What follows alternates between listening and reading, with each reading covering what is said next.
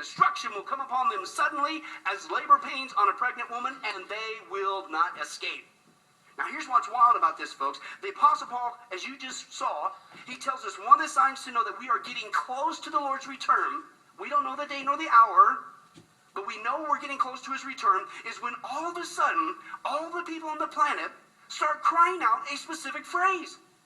He called it out. He was very specific. And notice what it was. It was peace and safety, right?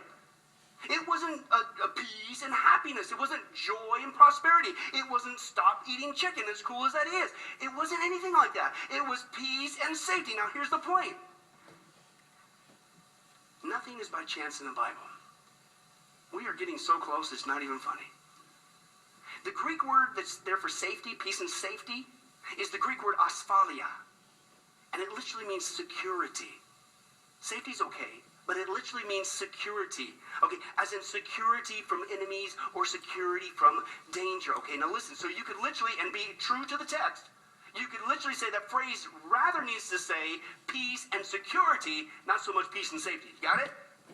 Now listen, you combine that passage from Paul with the 8th prophecy being fulfilled with Israel becoming a center of conflict. Okay, and Paul says when you hear that phrase, peace and security, coming from people all over the world, you better wake up because it is getting close. And can anybody guess just what it happens to be the phrase that when it's coming to the Israel of Israel being a conflict, that all the world leaders literally around the world, can you understand, can you guess what phrase they just happen to be crying out for in the news all around us?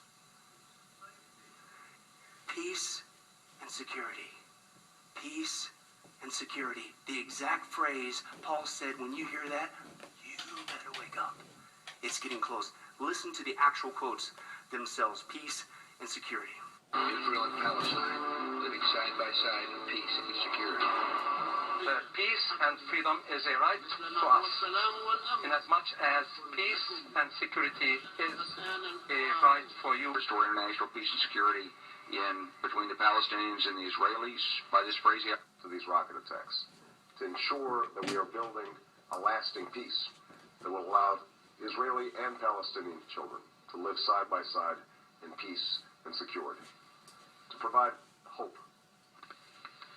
On this journey, I am reiterating the President's commitment to his vision of 2 democratic states, Israel and Palestine, living side by side in peace and security.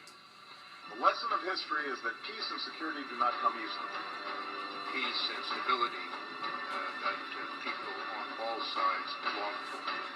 2 states for 2 peoples living side by side in peace and security is not a vague slogan, but a real necessity for the stability in the entire region.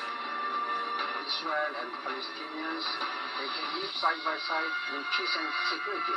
This is our vision, and this is our commitment.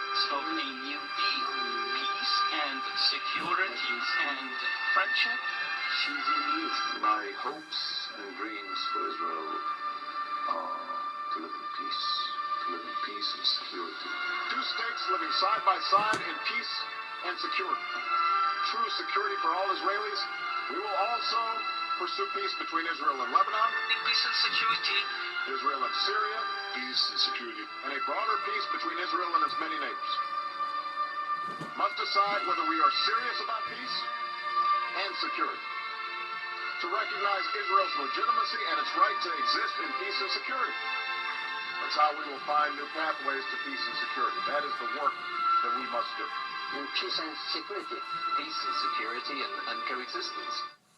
2,000 years ago, the Apostle Paul says, we don't know the day, we don't know the hour.